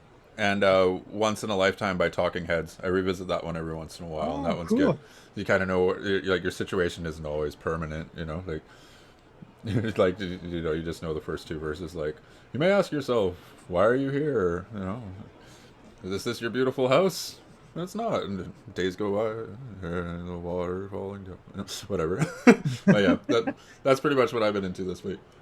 And we also have a shameless plug for Tim Hortons here. Where you can tell this is a super Canadian broadcast with Mike and his Tim Hortons cup. I personally had double for double cups, because when you get 2 cream and 2 milk in Canada, it's double, and then this G Fool. Yeah, like we're not even gonna get started into that. But since we're talking cups, if you've seen that, I've been using this custom cup by the Crafters Collection. Go check out the Crafters Collection on Instagram at the Crafters Collection.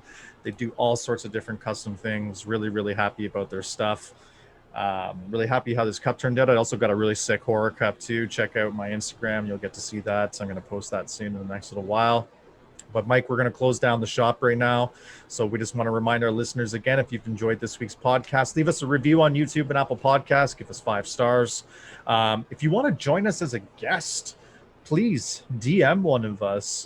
We are not exclusive to just rapping amongst each other. We would like to get in some people in, and you don't have to know anything about anything, and we could do segments with you if you want. If you enjoy a certain amount of our segments, or you wish to be a part of bonus content, or you just want to rap about something that we've talked about already and continue discussions and different conversations, DM us. Let us know that you want to be a part of the show. We'll work something out. And Mike, where can listeners, where can they follow you or DM you about said proposition? I'm on Facebook. You'd probably be able to reach me there in DMs. Like, I'll go ahead and say that. Instagram's a really good one, because that would be a spot. It's the CTS pod. I'm on Cutlet House on Facebook and YouTube as well. But YouTube, I remember now, I feel old. They used to have direct messages on YouTube, and they don't anymore. I never even knew that was the thing. Yeah, so that's pretty much when it comes to getting a hold of me or following my stuff. I haven't done a whole lot. Like Stu said, I'm just plagiarizing and being lazy now. Like, but You need to make that a shirt. Plagiarizing and lazy. relinking. That's the PC term for it. I'm helping people. I'm helping my community. Yeah, you sound like a politician now. I'm a communist. I'm sharing everybody's stuff and I'm doing everything for everybody. I have no personal gain in this whatsoever. People are gonna think we're right-wing fucking yeehaws that just want fucking guns and freaking Trump. Like, I can't wait for the feedback on it because it's so far from the truth. Don't even get me started on the right. We will get involved in Republican-based politics and all that stuff eventually at one point, but the strain of the week is again a tie. It's 2 strains this week: Strawberry Cream and Chocolate Mint OG by Steel City Green. It's made in Hamilton, Ontario. I know weird things from Hamilton, but the Strawberry Cream is just the flavor on both of these strains are incredible. They taste like they sound. Chocolate Mint OG has that nice little chocolatey undertone when you first smoke it, a little on the minty side for the aftertaste. Very much an indica leaning hybrid. Very, very nice for evening smoke just before bed. I definitely give it a 9 out of 10. Strawberry Cream tastes strawberry-ish, as close as you can get. Phenomenal flavor, phenomenal high. This is the first one I've done this with. I give it a 10 out of 10. It is a perfect strain. You can get it in either full bud or what they call grind. So one of the big licensed producers in Canada is named Shred. They do all of their stuff pre-milled in packages. They sell it at 7 grams for $30 Canadian plus tax. Great price. It's great stuff. Have moisture packets in them so it doesn't dry out. It is not shake. It is just bud already grounded up for you. Great stuff, this Shred stuff. But Steel City Green has decided to release their strains in 3.5, but they've also decided to do it in the grind, which is the competitor. It's the same thing. They throw the hydro packs inside your bud. Everything comes in probably even better than the whole flower, and the smoothness, I must say, of Strawberry Cream. It's one of the most smoothest strains I've ever smoked. I personally bought both of the grinds for $32 plus tax Canadian. You can't beat the price for that for 7 grams. So check out Strawberry Cream and Chocolate Mint OG in either whole flower or in grind form, and look at for your local dispensary or the OCS if you're in Ontario, or your local dispensary in Ontario, whatever the fuck have you. But that is it. That is all. It's this was a fun one. I really enjoyed this one. I think we're really hitting our stride here, and we got a little spicy, which I think was fun. I think it really released some I don't want to tiptoe, so I felt really comfortable. I felt really good. How did you feel during this episode? I thought it was great. We cleared some things up about my height, which was nice, and my age. And you're Brad or you're not Brad, who's to say? It's a mystery for another day. We thank you guys for listening. Tune in next week on episode 6. We are 4 more episodes away from 10 episodes. It might seem like a small thing, but I'm very much looking forward to the 10th episode. There's going to be some surprises. Maybe I'll even be able to speak English and put together sentences and not be fog brain from amnesia yesterday. But anyway, thank you guys for listening once again. I am Stu Francis. He's Mike Berikoff. We're just Canadians Talkin Shop.